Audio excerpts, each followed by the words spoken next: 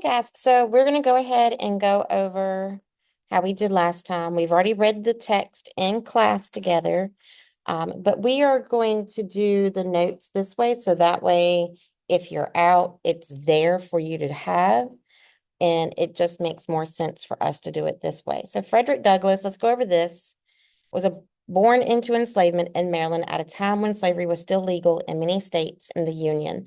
As Douglass grew up, he tried to escape several times. Finally, in 1838, he succeeded. Douglass went on to become a famous speaker and writer, fighting to abolish or end slavery. His autobiography, Narrative of the Life of Frederick Douglass, an American Slave, became a bestseller in the United States and Europe. So we're going to highlight together and we're going to answer the notice and note questions together in this video. So the first thing, notice and note, it says language conventions. Mark the antecedent of the pronoun her in the fifth sentence of paragraph 1. Now, we've looked at antecedents and pronouns this year. Remember, the antecedent is what the pronoun is replacing. So in this sentence, Miss Tatum likes to play with her cats and chickens. Her is replacing Miss Tatum. So you need to make sure that you know what that is, pronoun and antecedent. You might see it on your writing SOL. All right. So it says, mark the antecedent of the pronoun her in the fifth sentence of paragraph 1. So count down 5 sentences. 1, 2, 3, 4, and 5. So my mistress, who had kindly commenced to instruct me, had, in compliance with the advice and direction of her husband, not only ceased to instruct, but had set her face against my being instructed by anyone else. So we're wanting to replace her, and that's going to be my mistress.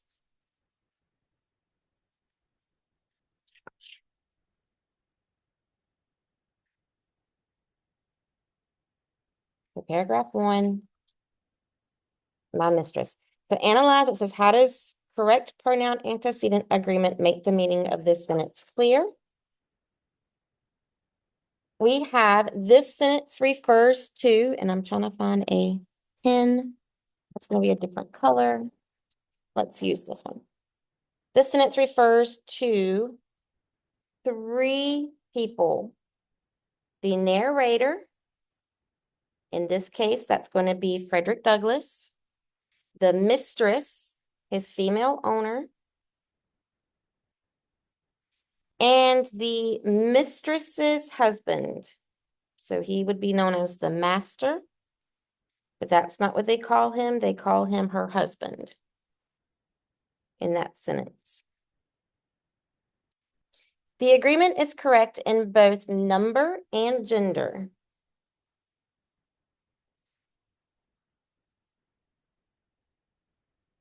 Making it clear that she is the one who set her face against Douglas's instruction. So again, we have my mistress and her, my mistress. They agree in number and gender.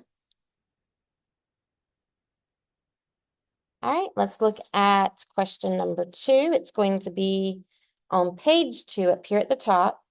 It says, analyze autobiography, annotate, mark details in paragraph 2 that describe Douglas's mistress. So we're wanting to describe her mistress. So we've got to look for the things that it says, does, thinks, looks like, and the effect on others. Remember, that's characterization. My mistress was, as I have said, a kind and tender-hearted woman, and in the simplicity of her soul, she commenced, when I first went to live with her, to treat me as she supposed one human being ought to treat another. In entering upon the duties of a slaveholder, she did not seem to perceive that I sustained to her the relation of a mere chattel, and that for her to treat me as human being was not only wrong, but dangerously so. Slavery proved as injurious to her as it did to me. When I went there, she was a pious, warm, and tender-hearted woman.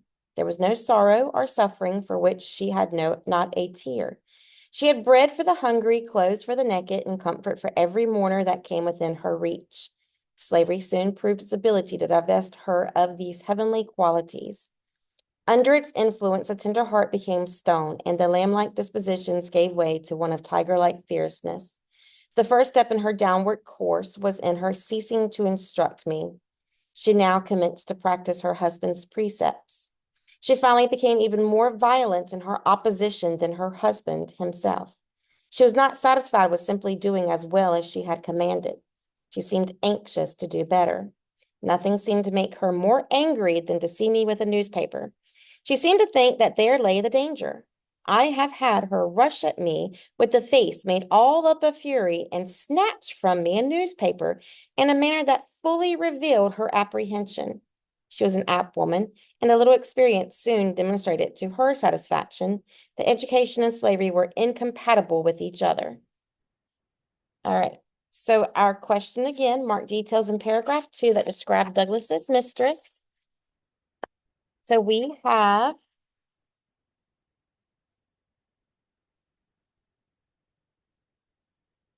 she was a pious woman,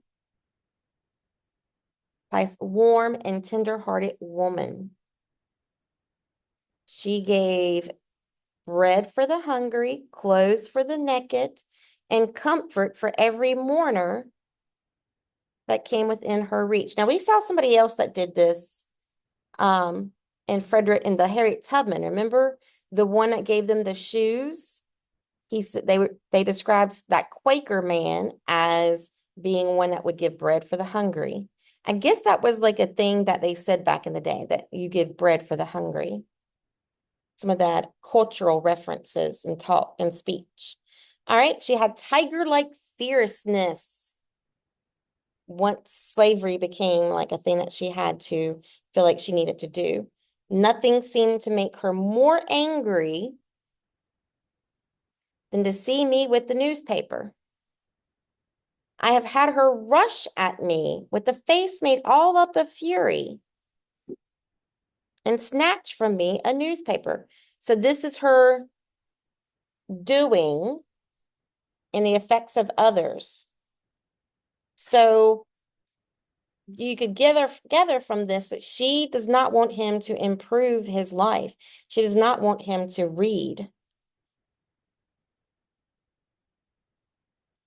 All right. So then our next question, what might Douglas's purpose be in devoting so much space to describing his mistress?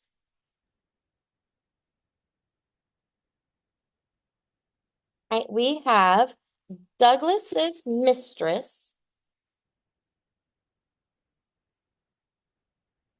had a big influence on him. She was one of the two people who were completely in control of his life.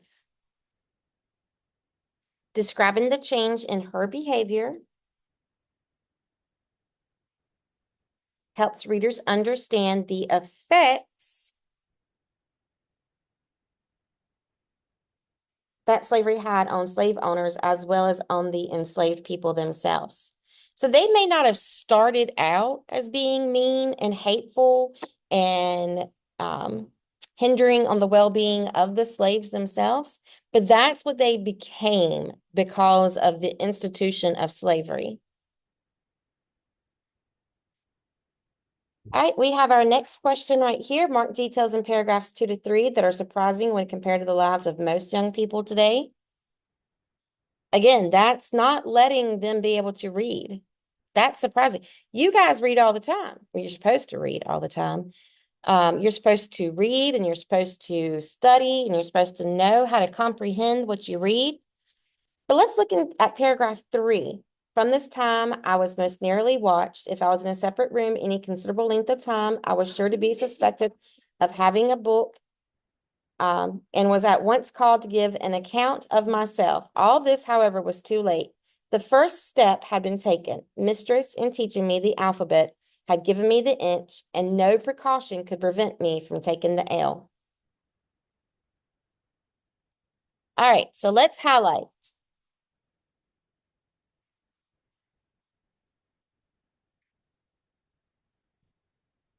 So let's highlight some information in here. Says, from this time, I was most nearly watched as if I was in a separate room any considerable length of time. So his mistress is watching him, making sure that he's not learning how to read. But it says, in teaching me the alphabet, she had given me the inch. And he was bound and determined he was going to learn how to read. So what is surprising about these details of Douglas's life? That's question number 3. It is surprising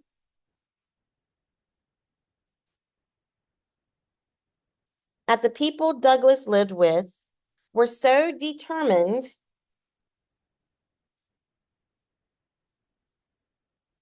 to make sure he didn't learn to read.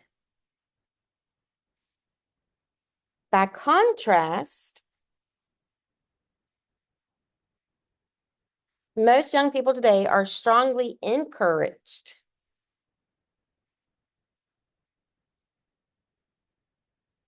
by parents and teachers to read.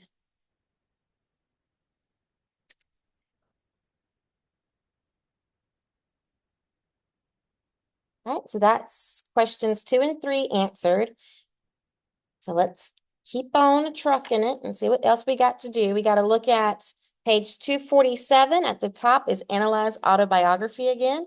It says annotate in paragraph 4, circle words and phrases that describe the boy's attitude toward Douglas. Underline text that tells how Douglas feels about them. All right.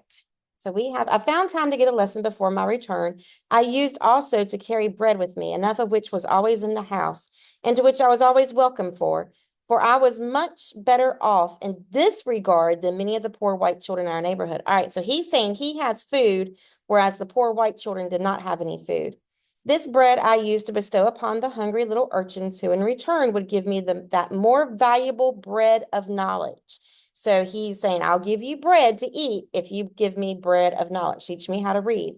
I'm strongly tempted to give the names of 2 or 3 of those little boys as a testimonial of the gratitude and affection. So he has gratitude and affection towards those boys who taught him how to read.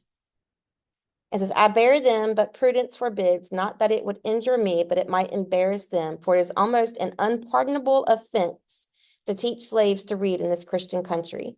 It is enough to say of the dear little fellows that they lived on Philpott Street, very near Durgan and Bailey's shipyard.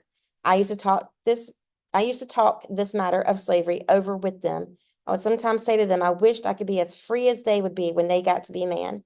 You will be free as soon as you are 21, but I am a slave for life. Have not I as good a right to be free as you have? These words used to trouble them. They would express for me the liveliest sympathy and console me with the hope that something would occur by which I might be free. So he calls them dear little fellows. And it says to them that they had liveliest sympathy and console with him with the hope that something would occur by which I might be free. So they cared about him too. He cared about them, gratitude and affection, dear little fellows. But it says here in that last line that they also cared about him and wanted him to be able to have freedom just like they did. All right, so then it has, what message about people does Douglas convey by describing his interactions with these boys? So the boys' attitude toward Douglas is very different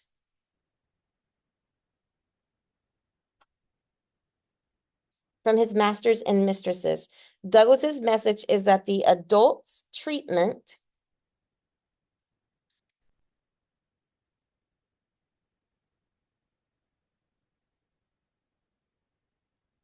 I'll pause for a few seconds. All right. And attitude towards him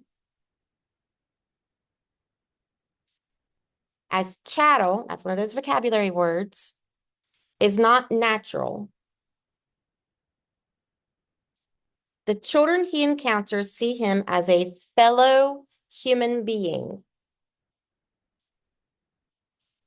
And it's worded like that because remember, chattel means an item of property other than real estate. So whereas the little boys see him as being human, his mistress and master sees him as just like property, like real estate, like a house, a car. All right, we've got the question down here. In paragraphs 5 and 6, mark details about the text Douglas read at age 12 that were especially important to him. This is 5 and 6. I was now about 12 years old, and the thought of being a slave for life began to bear heavily upon my heart. Just about this time, I got a hold of a book entitled The Columbian Orator. Every opportunity I got a hold of a book, every opportunity I got, I used to read this book. Among much of other interesting matter, I found in it a dialogue between a master and his slave. All right, so he's reading The Columbian Orator. And it says it's dialogue between a master and his slave. The slave was represented as having run away from his master 3 times. The dialogue represented the conversation which took place between them when the slave was retaken the 3rd time. In this dialogue, the whole argument in behalf of slavery was brought forward by the master, all of which was disposed of by the slave. The slave was made to say some very smart as well as impressive things in reply to his master, things which had the desired though unexpected effect, for the conversation resulted in the voluntary emancipation of the slave on the part of the master. So he was impressed that in it, they're making the slave be smart. And because he was smart, he was able to get his freedom, voluntary emancipation. Remember, the Emancipation Proclamation gave freedom to the slaves. So this is saying that they got free, this man in this Columbian orator got free because he was such a well speaker, spoke well. In the same book, I met with one of Sheridan's mighty speeches on and in behalf of Catholic emancipation. These were choice documents to me. I read them over and over, again with unabated interest. Unabated is one of our vocab words. They gave tongue to interesting thoughts of my own soul, which had frequently flashed through my mind and died away for want of utterance. The moral which I gained from the dialogue was the power of truth over the conscience of even a slaveholder. What I got from Sheridan was a bold denunciation of slavery and a powerful vindication of human rights. So that right there is telling you what he got from it. So the moral, what I got from Sheridan was a denunciation.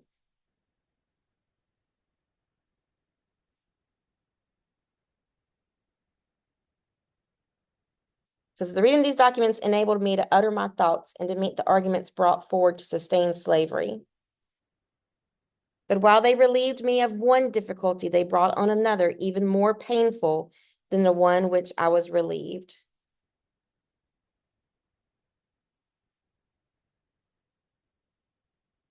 The more he read, the more he was led to detest his enslavers. So detest is a very strong, it's stronger than hate. All right, so let's look back at our question. It says cause effect. What effect did reading these texts have on Douglas? The dialogue gave Douglas the idea that there was a way out of slavery.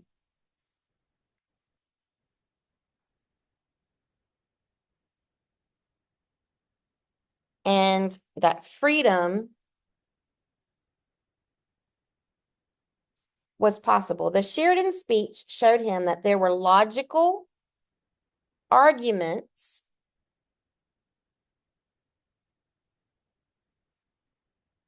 against slavery and in favor of human rights.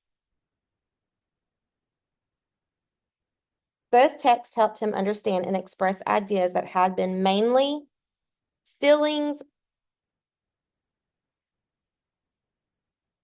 / thoughts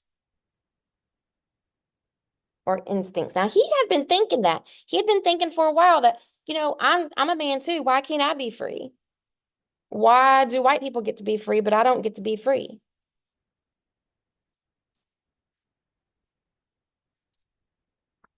All right, our next question.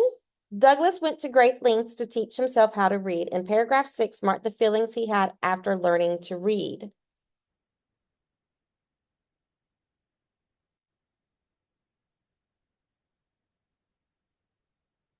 We already have marked it. Abhor and detest my enslavers. So he began to hate, despise his enslavers. We'll mark some more. I could regard them them in no other light than a band of successful robbers who had left their homes and gone to Africa and stolen us from our homes and in a strange land reduced us to slavery. I loathed them. Anybody seen The Grinch? And he says, I loathed. Talking about the people in the village. I loathed them as being the meanest as well as the most wicked of man. As I read and contemplated the subject, behold, that very discontentment which Master Hugh had predicted would follow my learning to read had already come to torment and sting my soul to unutterable anguish. As I writhed under it, I would at times feel that learning to read had been a curse rather than a blessing. It had given me a view of my wretched condition, meaning his enslavement, without the remedy. It opened my eyes to the horrible pit, but to no ladder upon which to get out. In moments of agony, I envied my fellow slaves for their stupidity. I've often wished myself a beast. I prefer the condition of the meanest reptile to my own. Anything, no matter what, to get rid of thinking. It was this everlasting thinking of my condition that tormented me. So because he knows about freedom, because he knows that there's another way of life through reading, he has grown to just have so much anger and hatred and all of these words through here. That's all that negative connotation. Like we know how he is feeling because of the words that he is using. All right, our question is, why did Douglas feel that learning to read was a curse rather than a blessing?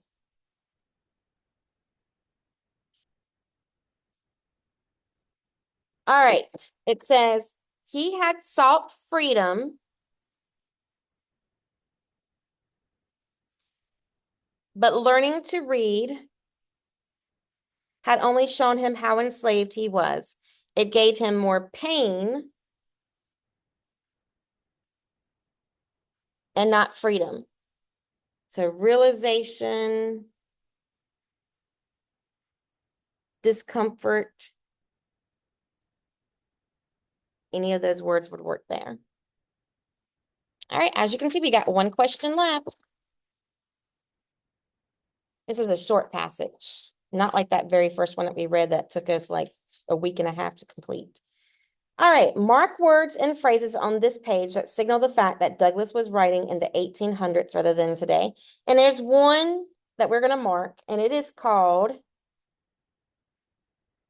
the silver trump of freedom. Just the way that they wrote. All right, it says use context clues to infer the meanings of the words and phrases you marked. So today,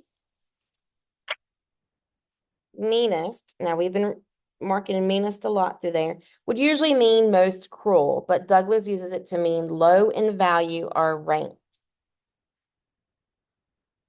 The word Trump, not President Trump, is short for trumpet, an instrument that makes a loud sound.